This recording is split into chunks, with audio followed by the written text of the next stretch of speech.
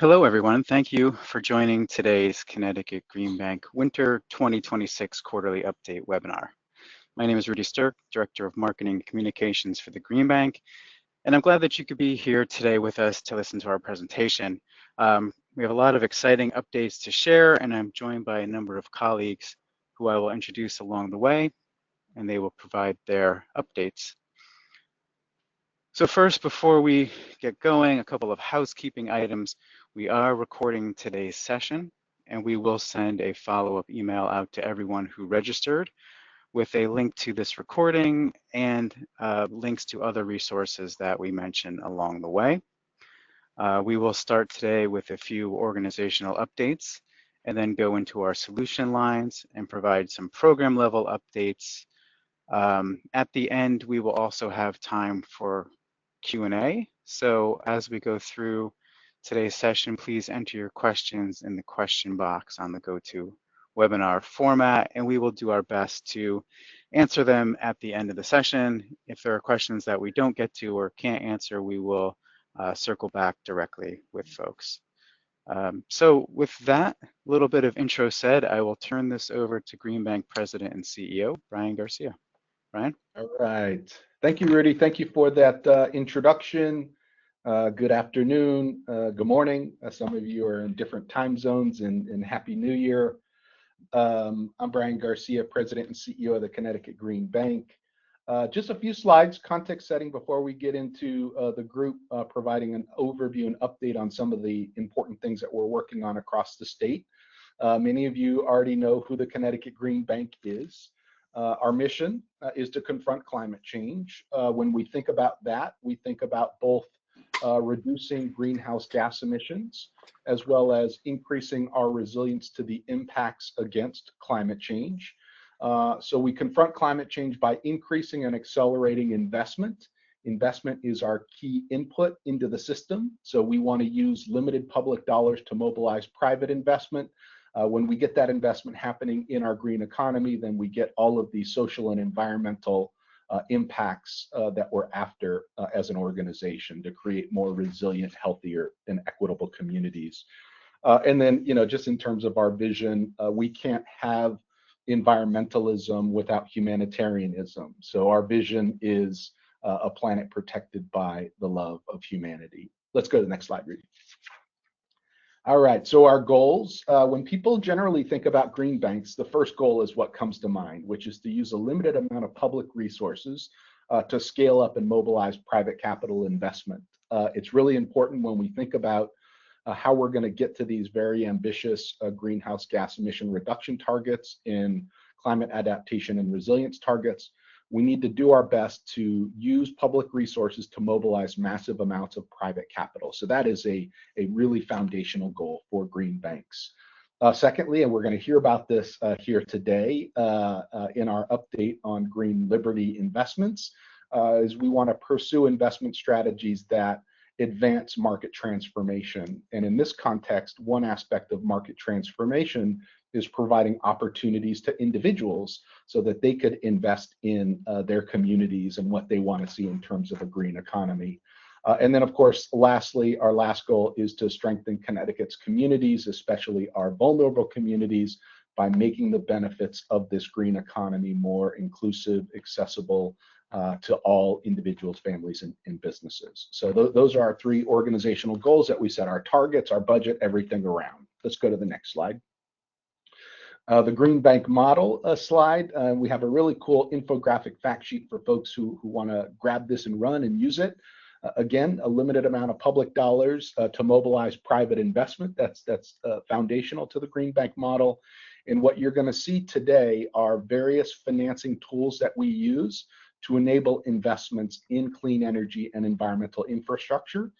And when we see that investment and the deployment of those projects, then we receive the social and environmental benefits that we're after. So we quantify all of that. We have some really good evaluation metrics and impact metrics in a number of different areas, from economic development and equity to energy and environmental protection.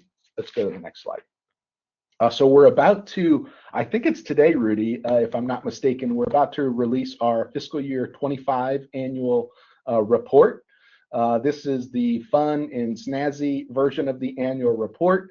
For those of you who follow us, you'll know that we have really robust financial reporting. So last October, we would have released our annual comprehensive financial report, which is a 350 plus page report that looks at our financial statistics, our financial position, and our non-financial statistics, which is our social and environmental impact. Well, we take all of that and we boil it down into this annual report that we are required by statute to provide to the committees of cognizance of the Connecticut General Assembly, and that is the Energy and Technology Committee, the Commerce Committee, the Environment Committee, and the Banking Committee. So we pull all of that together in filing this report to them.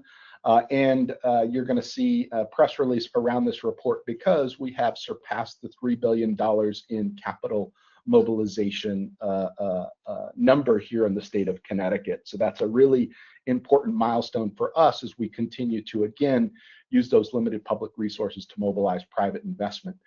You'll see a couple of fun stories in there. One of the great things about this job is being able to go out and watch what the team has done in terms of working with families and businesses in our communities to see what they're doing. You'll see an example in there with Robin Sharp, who is the president of the Capital Region chapter of Easter Seals in Connecticut. Most of you will know that Easter Seals is a nonprofit. They're out of Windsor. They serve individuals with disabilities, veterans, seniors, and they took a CPACE project to support solar on their rooftop. They did LED lighting, building management systems, and are saving quite a bit, $1.3 million from a project that was done by the Facility Solutions Group, which is based out of Oxford, Connecticut. So really great, fun story. Robin is super cool, and what they're trying to do is really important in our communities. Then we've got the best postcards example. Again, if you're like into procuring, environmentally or sustainability friendly products, this is a company that does direct mail marketing. They now are powered by a 340 kW rooftop solar facility that was installed by Smart Roof Solar out of Monroe, Connecticut, and they will be saving, as a result of CPACE financing, $2.3 million in energy cost savings over the life. So check out the report. You'll see some of those examples. We welcome a few Smarty loan lenders. Barbara's going to talk about that later on today in this presentation. We're going to talk about our Solar Map Plus activities, including what we're doing with the technical high schools, as well as affordable housing. Super exciting. And then last year, we were also a part of a district heating loop project in Bridgeport, which uses fuel cells, a technology manufactured in Connecticut. So you'll see some of those fun stories as we release our press release on this milestone achieved in our annual report. Let's go to the next slide. The other thing that you'll see in the annual report, and you'll see this in our comprehensive plan, is our community engagement statement. And I'm going to read this verbatim because it's really important. As many of you know, for decades, the Green Bank and our predecessor, the Connecticut Clean Energy Fund, have been very actively engaged in the community, and we need to go deeper, we need to go stronger, we need to do what we can to support people, families, and businesses in their community. So our statement that is both in our annual report as well as our comprehensive plan is the Green Bank strives to build trust and awareness within our community, especially among its most vulnerable members, through clear and transparent communication, education, and active listening, enabling us to understand and meet their needs. By strategically cultivating strong collaborative and reciprocal relationships with stakeholders, we empower them to achieve their energy, environmental, and resiliency goals while advancing the mission of the Green Bank and realizing its vision of a planet protected by the love of humanity. So we want to meet our community members where they want to be met, whether that is at events and providing information to help inform them, make them more aware of what's going on around them, as well as empowering them to come up with ideas and solutions themselves. So that is our community engagement statement. Let's go to the next slide. We're going to work through our solutions today. This is just our solution set from home solutions all the way to energy storage solutions. We're going to hear bits and pieces of all of this today with our team providing various report outs. And with that, Rudy, let me turn it over to our Green Solutions for Homes. Great, thank you, Brian. Yep, we are now going to switch over to our Green Solutions for Homes. We're going to start with Ed Kranich, our Associate Director of Incentive Programs, who's going to provide an update on energy storage solutions. Ed. Thanks, Rudy. And can you hear me okay? Yes, sir. Go for it. All right. Thank you. Next slide. So I am Ed Kranich. I'm Associate Director of Incentive Programs with the Green Bank. I manage the Energy Storage Solutions Program. We manage energy storage solutions alongside Eversource and UI together as co-program administrators. The program is a 10-year incentive program for both residential and commercial energy storage customers who want to add resilience to their home or business and also earn incentives for sending energy back to the grid to help reduce Connecticut's peak demand. So if you could go to the next slide, please. Thank you. So just a couple of updates for Q1 2026.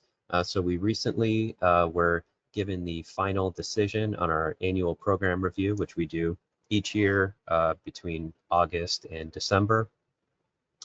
We were given the final decision from PURA, the Public Utilities Regulatory Authority, who oversees the program, for some pretty major changes that are going to be coming to the program starting on April 1st. So the biggest change is that for both residential and commercial customers who enroll on or after April 1st, it's going to be a shift to a performance-driven incentive model, which means that there's no more passive dispatch for those who are familiar with the program.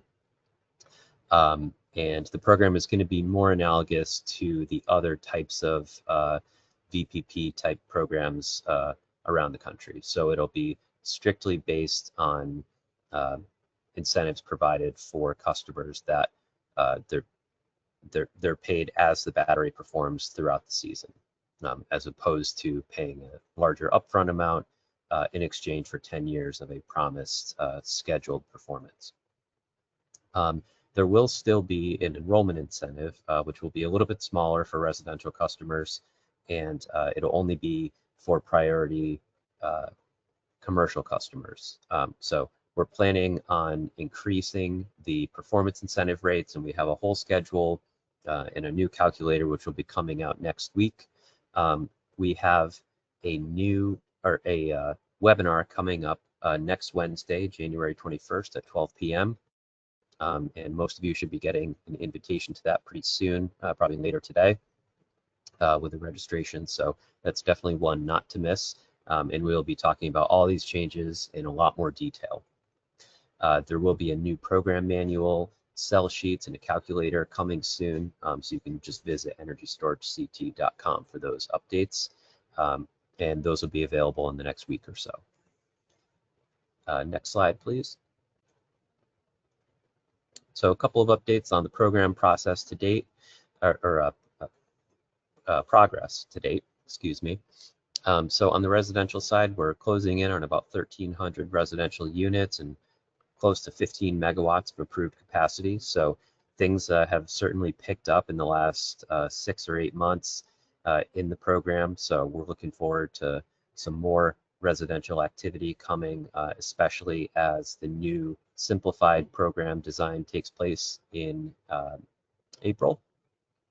On the commercial side, things are still kind of going at their own sort of boom and bust pace where, you know, we get a group of projects that come in every couple of months. But unfortunately, we have had some cancellations in the last couple of months. So I think for those who remember the last quarterly update we did for Q4 25, we had probably close to 170 megawatts, down to 142 megawatts. Unfortunately, we lost a few projects from the queue just due to feasibility. So we are still hopeful that the new incentive design that's simplified will help contractors have an easier sale on the program. So again, for both residential and commercial, the current upfront incentive structure will end on March 31st, but the incentive reservation process and really the general look and feel of the program will stay the same. Our next contractor training for those who are interested in joining the program is Wednesday, January 28th at 12 p.m. And you can visit energystoragect.com to sign up for the next training and for more information on the upcoming webinar. Next slide, please. And I believe I'm turning it back over to Rudy. Thanks, Great, Rudy. Ed, thank you for that. Appreciate that update as big program changes. So folks who are interested in the program, be sure to visit the website, sign up for those webinars and get all the new information so you're aware of how everything is changing. With that, I'm going to now turn it over to Barbara Waters, the director of the SMART-E program, to provide some updates on that program. Barbara. Thank you, Rudy. Next slide, please. As Rudy said, I'm Barbara Waters. I'm the director of the SMART-E loan program since this past July. All fall, we've been working on a heat pump special offer, which we talked about during the last webinar. But good news is that we were able to get the promotional period extended. So now it expires at the end of this month at 11:59 p.m., which just means that contractors have to submit their customer applications into our project portal by that time. So far, we're up to 98 projects with loans totaling over $2 million and the average loan at $26,000 for heat pumps. The terms of the promotion may have changed since the last time we spoke. I think we originally started with reducing it from a 6.99% rate to a 4.99% rate. And then in speaking to the program sponsors, the utilities, they decided to go down to 0.99 rate for everyone. And that is for 5, 7, or 10-year loans. So that's a great deal. And that actually really spurred a lot of more activity than the 4.99% rate. There are a couple of requirements. One of them, the most primary one for customer-based, is that you must be an Eversource or Avangrid customer who has applied for one of their rebates in order to be eligible. And you can see here the list of eligible technologies, everything from air source heat pumps to geothermal to heat pump water heaters. Next slide, please.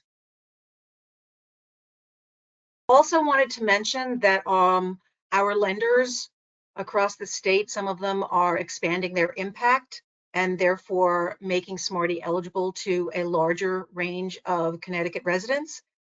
Ascend Bank, which was formed last summer when Guilford Savings Bank merged with Eastern Connecticut Savings Bank. They just recently expanded and is offering SMART-E in New Haven County. So anytime that we see any of our lenders expand their territory, it's good news for us because it gives customers in that territory more options with regards to who they choose to get their SMART-E loans from. And another piece of news, Nutmeg State Financial Credit Union has opened membership to all Connecticut residents through their Community Impact Fund partnership. So for more information, you can go to that link that's listed there. Normally their membership is the central counties in the state of Connecticut, but if you are a member of the Community Impact Fund, which is free, you can, and you live anywhere in the state of Connecticut, you can get membership in Nutmeg State and also be eligible for a SMART-E loan.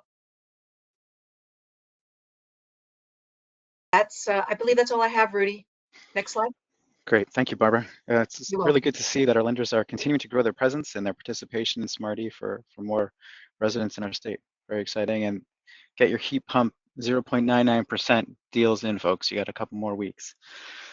So now I'm going to hand the microphone over to Emily Basham, the Director of Financing Programs, so she can talk a bit about the Solar Marketplace Assistance Program, or as we like to call it, Solar Map Plus, to talk about some new projects that are getting off the ground there. Emily? Thanks, Rudy. Can you hear me all right? Yes, absolutely. Go for it. Great. Good afternoon, everyone. Nice to join you this afternoon. I'm Emily Basham. I'm the director of the Solar Marketplace Assistance Program Plus, or Solar Map Plus. This is our turnkey, one-stop shop, easy button option to go solar and add resiliency with battery storage. In Solar Map Plus, we are offering support to state agencies, municipalities, including schools, and our most recently added sector is affordable housing providers. And we're offering this program to make it easier to access renewable energy and achieve cost savings by providing no-cost technical assistance and project development support. And through the program, we really do that by helping you identify which projects are worthwhile projects to pursue. We offer our Green Bank flexible financing through our power purchase agreements, leases, or loans. And we coordinate all of the incentives, the interconnection with the utility and the contractors to build the projects. And so we're really leveraging our team's expertise in the solar and battery space with the goal of really simplifying the steps to do a project and make it easier for our program partners. Next slide. So a little bit about how the program works. Our team will coordinate with the stakeholders of a particular site, whether it's a board of education or a housing authority, to understand their sustainability goals, maybe some sites that they've been considering, and work with them to identify the successful sites for solar and battery storage. The Green Bank team will determine project feasibility and eligibility for all the local and federal incentive programs that are available for these types of projects. And then we oversee the project development. So we're creating designs for our stakeholders' approval. We work with our highly qualified, robust network of solar contractors by running a competitive RFP process. And then we manage the rest of the steps in the process: design, permitting, equipment procurement, and installation. A couple key elements of the program is that we have incorporated into this program pairing battery storage with the solar projects. And this really ensures you can have backup power, so utilizing the solar generation in times of grid outage, and integrating that into how you're looking at your sites and how you're looking at projects. And another key element is that we in the program are bundling participating projects together to achieve economies of scale in our competitive solicitations. So individual projects are benefiting from being part of a larger group of projects as we bring on contractors and build out the projects. So much better to participate in the program than venturing it alone. Next slide, please. So one group of projects we've recently advanced to the construction phase is our second portfolio of state projects, which includes 7 sites with the Connecticut Technical Education and Career System, or CTEX. So in October, we were elated to host a groundbreaking event at Cheney Technical High School in Manchester to mark the beginning of construction for 4.6 megawatts of solar projects across 7 different schools in our state. And these projects are a mixture of rooftop and carport installations. We are using our Green Bank power purchase agreement. Through the PPA, these projects will generate about $5.9 million in total energy cost savings over the 20 years. and they'll also reduce almost 3,000 metric tons of carbon emissions annually. So we were joined by our partners at Verigy, the solar installation company working on these projects, our Department of Administrative Services Commissioner Gilman, and a lot of the CTEX community, including the executive director, a Cheney's principal, and as you see on the right here on the slide, a class of students who helped throw some dirt for our groundbreaking and mark the commencement of these projects starting construction. So if you drive by any of these schools, you'll see us hard at work putting in some clean power. So we're extremely proud of these schools and working with Connecticut schools. Next slide. And in Connecticut, our schools have really been extremely active in going solar. So much that Connecticut is the #1 state in the mainland US for solar on schools, which is a fact I didn't know until recently. And that is due in large part to supportive state policies and the efforts of the Connecticut Green Bank and our solar developer network here in the state, who are working with our schools and their leadership to do these projects.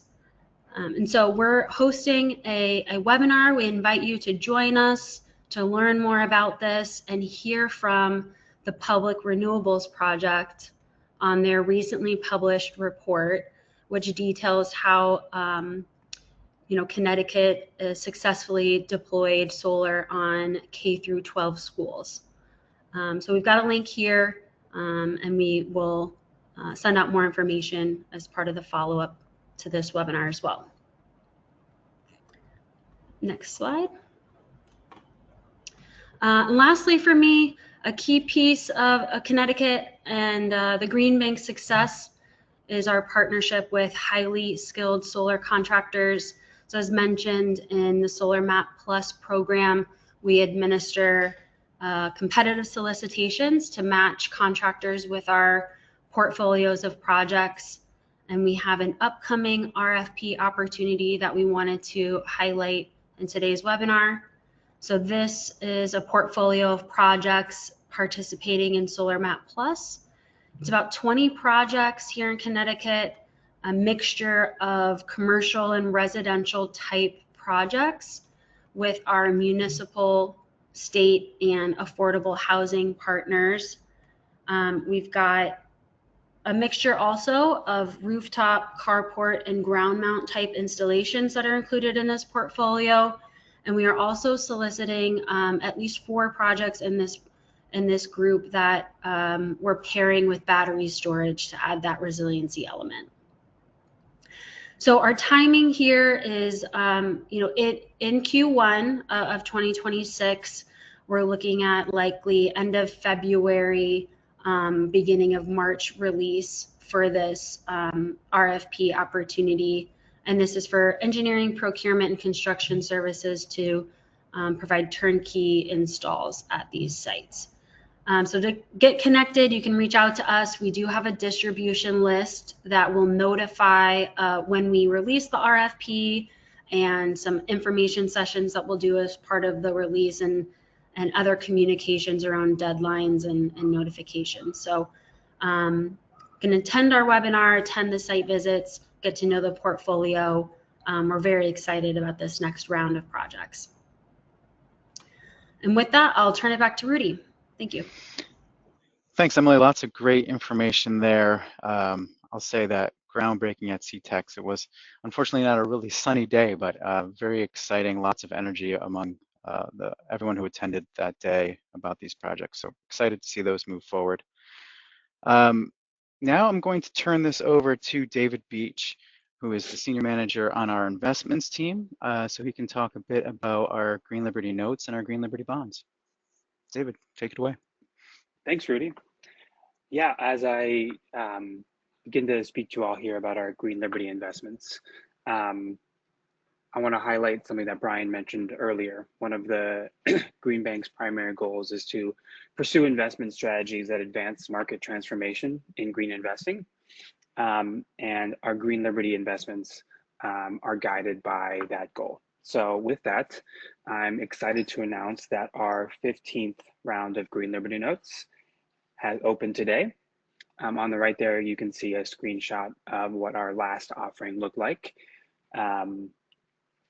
This award-winning program has raised more than $4 million from more than 1,000 investments from everyday people in Connecticut and across the country. We've received investments from more than 40 states. And we've raised that money and use it to help small businesses become more energy efficient here in Connecticut. So if it's your first time hearing about Green Liberty Notes, we're doing a webinar talking a little bit more that's specifically dedicated for Green Liberty Notes. That's coming up on January the 29th. You can register there at that link. You can also find out everything you want to know at greenlibertynotes.com. At a high level, you can think of a Green Liberty Note like a green version of a CD. You get your money back with interest after 1 year. It's a great way to use that money that might be sitting in a savings account to earn a strong investment return and also support clean energy in the state. And special time here for our 15th note. Any of our prior investors will be eligible for an interest rate boost. So if you've invested previously and haven't invested again in a little while, this is a great time to join us. It's also a great time if you've never invested in a Green Liberty Note. It's a great way to put your money to good use. So we're really excited about that. Again, visit greenlibertynotes.com to learn more. And with that, I'm happy to talk a little bit today as well about our Green Liberty bonds. Earlier, we issued our third round of Green Liberty bonds. These are supported by residential solar projects in the state of Connecticut. So that photo there on the right, you see a neighborhood where a number of different homes have residential solar projects. Those projects are producing energy and they have contracts with the utilities where the utilities agree to buy that power at a specified rate. And what the Green Bank has done now for the third time is use those contracts to issue bonds that will allow us to spur more money into the clean energy transition here in Connecticut. So this time we were able to raise nearly $19 million. These were in investment grade rated bonds. S&P rated them AA minus. And we were able to achieve that great credit rating because of the work that the state treasurer's office has done in managing the state's finances. And we were able to tap into that great work by using what's called the Special Capital Reserve Fund, which the treasurer's office manages, that allows quasi-public agencies like the Connecticut Green Bank to raise funds in an efficient way. We also got these bonds climate bond certified, which allowed us to attract a lot of green investors. We received a strong amount of investment from green bond funds. And we also received more than $8 million of retail orders. This may seem like not a huge amount, but it's really unheard of in the municipal bond market to see this level of investment from individuals. That's what retail orders means. It means folks who just have money in an investment account or a retirement account and are using those funds to purchase our bonds. So using that interest we received from those green funds, from all of these retail investors in the state of Connecticut and throughout the country, we received more than 2.5 times the amount of investments as we were raising.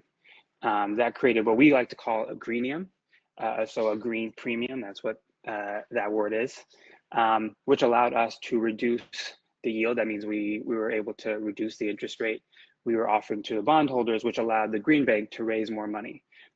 So this is a great example of how green bonds are actually offer financial benefits for the Green Bank and others who issue them.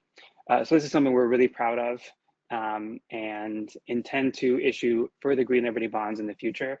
And we'll tell you more when that comes. But again, really excited and thankful for all of those who supported the Green Liberty bonds. And with that, I'm going to turn it back to Rudy, who will move us forward.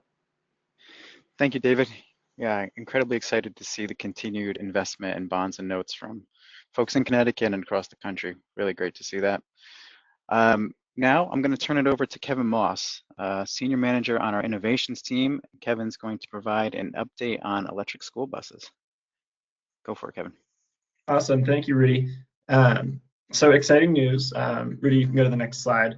The Green Bank has launched our first cohort of our Accelerator program.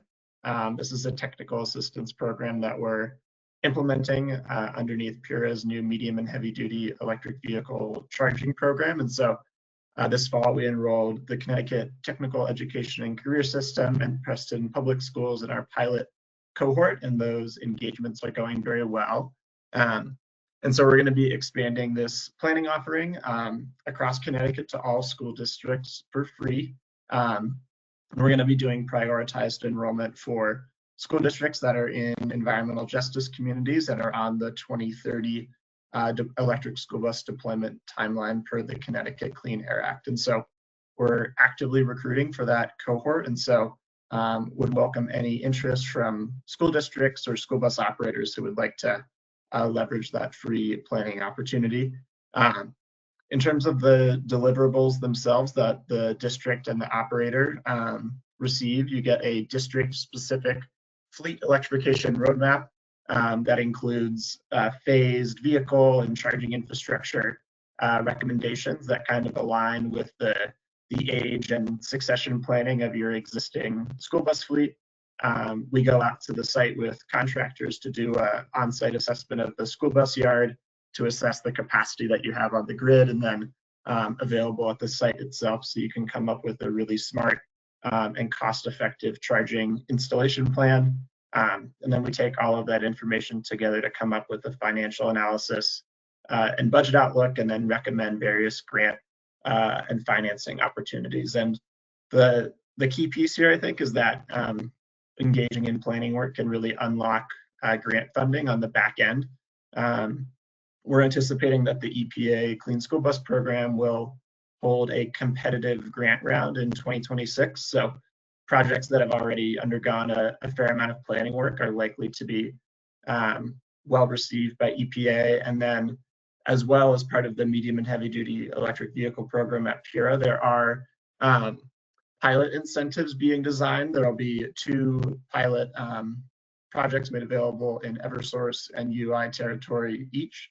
And accessing that incentive requires a plan of some sort, either through the accelerator or independently developed. So these are all great resources that can help school districts and school bus operators begin the process of figuring out how to electrify their fleets. And we're really excited to be implementing this work.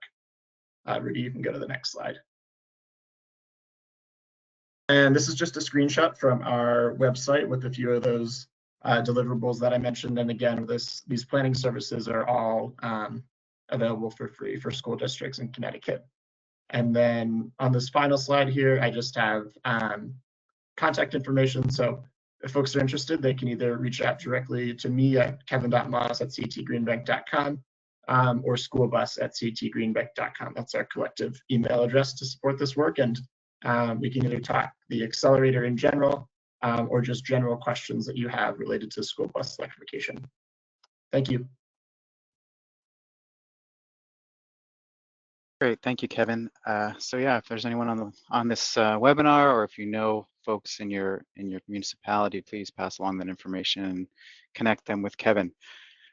Providing the last of our program updates for today will be Lee Welpton, Director of Environmental Infrastructure. Go ahead, Lee. Thanks, everyone. So for folks who followed along last legislative session, Public Act 2533 just gave Connecticut municipalities a pretty powerful new tool for climate adaptation and resilience. You can go to the next slide. Great.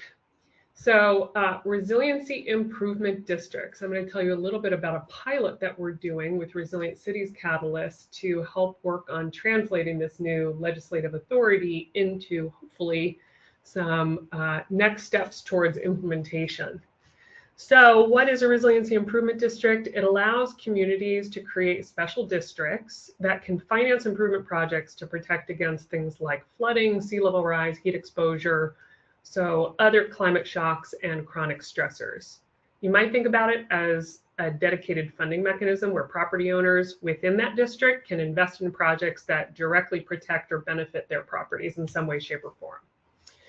So our partnership with the Resilient Cities Catalyst is really meant to find 3 or more municipalities who are ready and interested in exploring this new tool and the capabilities and empowerment, let's say, that it provides to develop that roadmap to RID formation. I'll note that Resilient Cities Catalyst is also working in tandem with a group called California Forward on a parallel new authority for climate resilience districts in California. So here we're calling them resiliency improvement districts. In California, they're called climate resilience districts. But through this effort, we're really hoping to share learnings across both states as we all try to figure out where and how this tool can provide the greatest benefit to climate adaptation and resilience across municipal interests. So the pilot is really meant to help communities do those initial first steps, providing design and technical assistance from early exploration through potentially to implementation. There may be follow-on support past the initial RID roadmap development.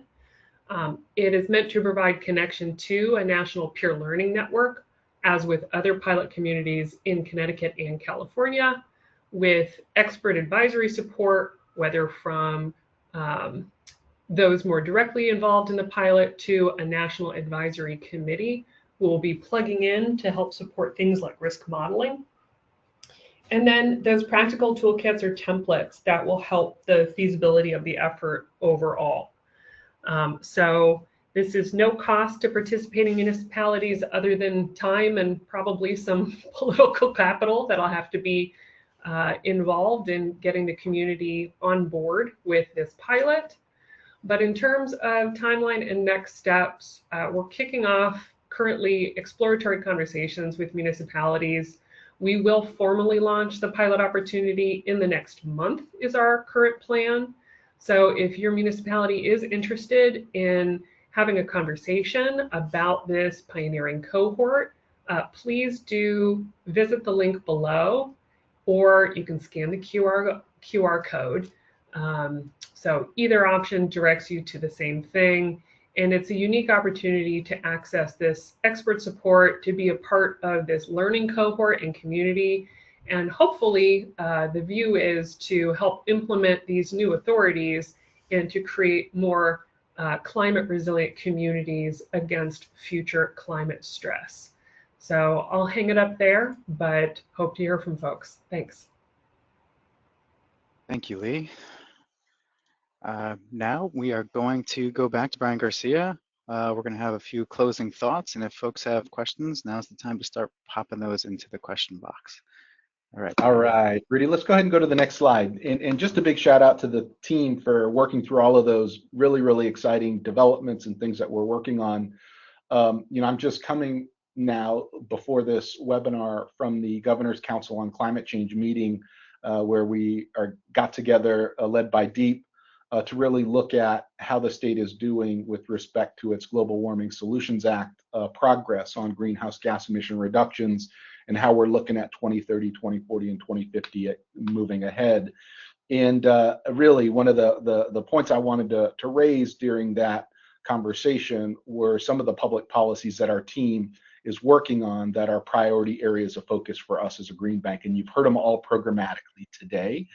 So the first one, as Emily was talking about through Solar Map Plus, is supporting the implementation of Section 2 of Public Act 2148, which is to ensure that as we're building this green economy, we are providing opportunities for those that reside in affordable multifamily properties to realize the energy savings benefits from solar that provides energy savings, as well as that we heard from Emily, the resilience benefits. So we're really leaning in hard there to support the implementation of that policy.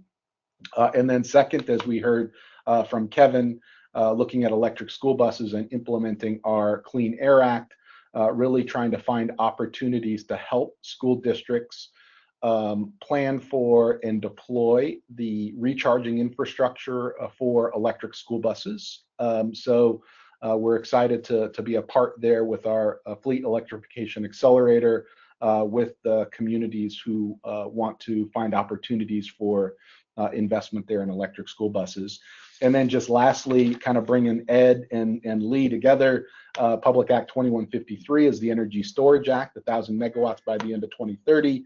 And then, of course, as Lee noted, Public Act 2533 included a lot around resilience planning across the state, which is really, really important, leaning into a source of funding for resilience projects through resilience improvement districts. So we want to not only see our families and businesses become more resilient to the impacts of climate with grid outages through battery storage, but we also want to find opportunities to invest in a number of other resilience projects with a priority towards, as noted in the statute, nature-based solutions and environmental justice communities. So these are priority areas of focus for us. You're hearing us talk about the programs that are really lifting up, supporting the policies. And I think I have one final slide, Rudy, just kind of a, let's go to the next slide. Yeah, so just kind of a view here.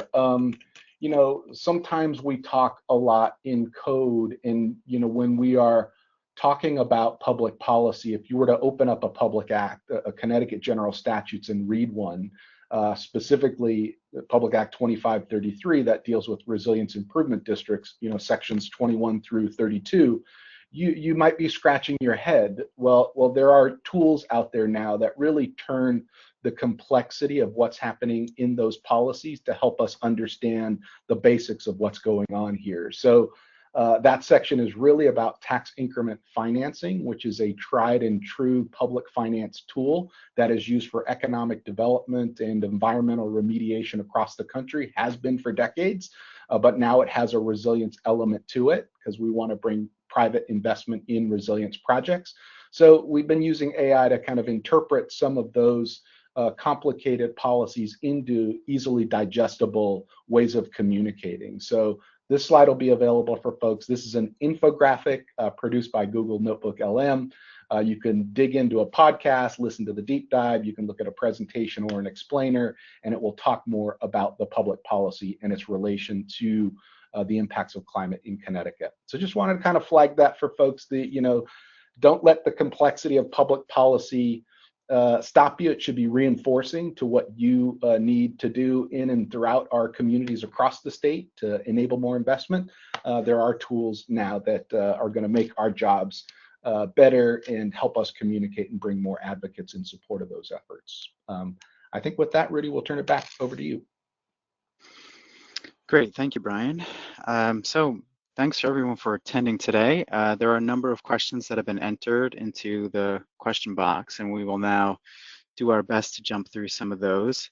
There are a few energy storage solutions related ones, Ed, so prepare yourself for those.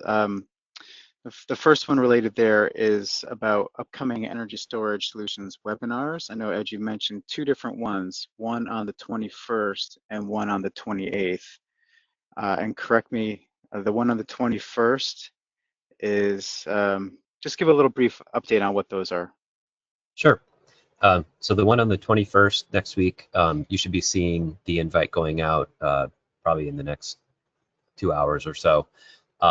And that one is going to be an overview of PURA's final decision on the annual review, approving a number of changes to the program. So we're going to be talking about when passive will be going away, which is March 31st, and what the new program design will be. And basically just besides the overview of the differences between the program, we're going to be talking about maybe some recommendations on how to navigate this sort of in-between time with your customers, and you know, how to help them make a decision on whether to get into passive and upfront incentive today or wait until April 1st for the new design. And then the next one, which is on the 28th, is just our regularly scheduled eligible contractor training, which Lawrence does once a month. I think it's on the last Wednesday of the month. And that one is just a requirement for any contractors who are newly approved or looking to be approved in the program. Perfect, Ed. Thank you. A sort of related question on the timeline for ESS. Hold on one second here.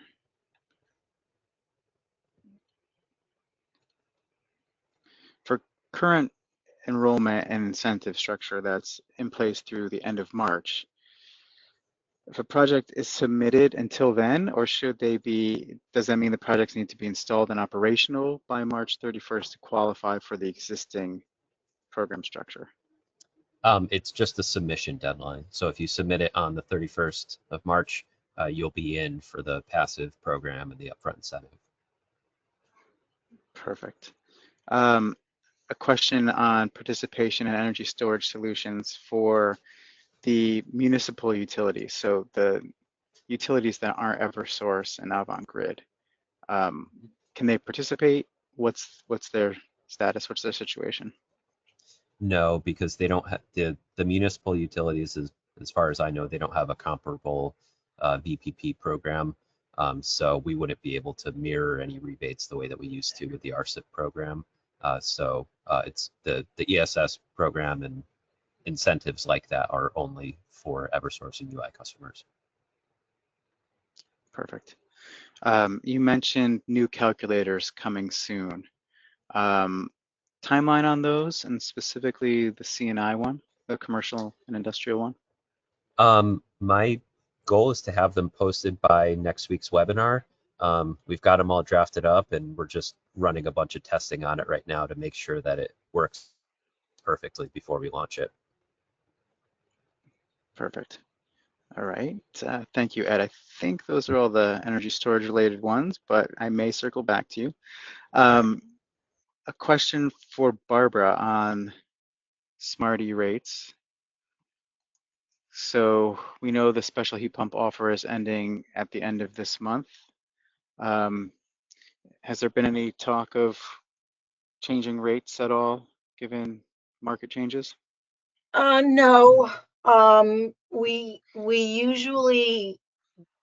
try not to change the Smarty rates. They've only been changed, I think, like 2 or 3 times since we started in 2013. We don't apply it and go by the changes in the interest rate, the federal interest rate. We really try to keep it the same as much as possible. And the only times that we've actually changed rates have been in conjunction with talking to our lenders about whether or not they could still maintain these low rates.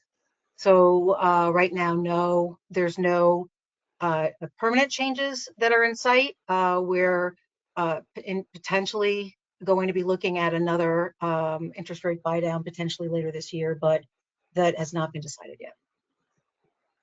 Perfect. Thank you, Barbara. A question, Brian, that you may have some thoughts on. Do we have any sense of what's happening in the appeals court timeline related to greenhouse gas reduction funds?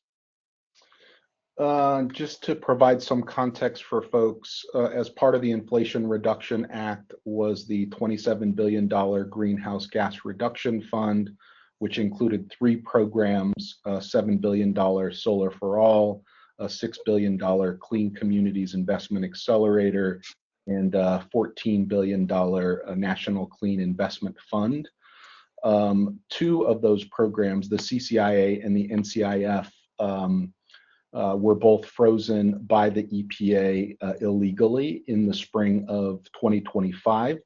As many of you may know, that the DC court ruled and provided a preliminary stay on the federal freezing of those funds.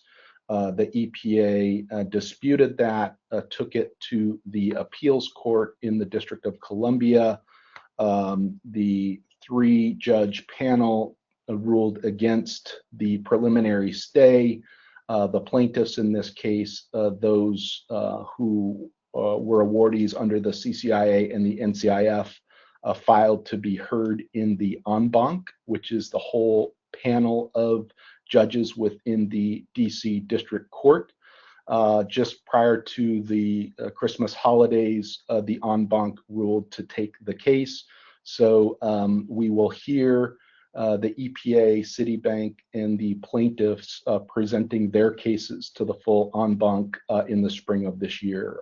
So that is where the case currently stands. What's the current position is the awardees are in the preliminary stay from the DC District Court, which essentially means we're frozen until the courts decide what to do moving forward. So we're in the en banc part of the process. Thank you for that context, Brian. One final question before we wrap up today. And I think, Brian, this one probably makes the most sense, although Ed, you may want to chime in too. Has the Green Bank supported projects that combined thermal and battery storage? Great question. As in thermal storage as opposed to electric storage. I'll take a big crack and let Ed kind of follow up here. I'm recalling Public Act 2153, which is where the 1,000 megawatt target resides, and trying to think about whether that speaks to electric only storage. I don't believe it does. I think it speaks to storage broadly, meaning it could be as innovative as green hydrogen to electric storage, as we see the Energy Storage Solutions Program, to possibly other forms of energy storage. On the policy basis, Rudy, when we do a follow-up, let's double check that. But I don't think it's an electric storage target broadly. But let me see, Ed, maybe I'm wrong there. Ed, correct me if I'm wrong. Yeah, just to add from the energy storage solutions perspective, it is just for electric storage, so it is called energy storage solutions. But what it's referring to is you can have different types of chemistries or even mechanical or thermal batteries as long as the output is electricity. So think about ESS as a subset of the 1,000 megawatts. Yeah. Impura made a decision through a regulatory proceeding that electric storage is what ESS is all about. We will double check on the statute whether it is electric only and do that in the follow-up. Perfect. All right, thank you both for that answer. And thank you everyone on our team here for presenting, and for everyone who attended today. Really appreciate your time. We will send out follow-up email with the recording and some other links. And if we didn't get to your questions, we will do our best to follow up in a timely manner on those. Again, appreciate everything that you're all doing out there to support Connecticut's green economy, and we will be in touch soon. Thank you.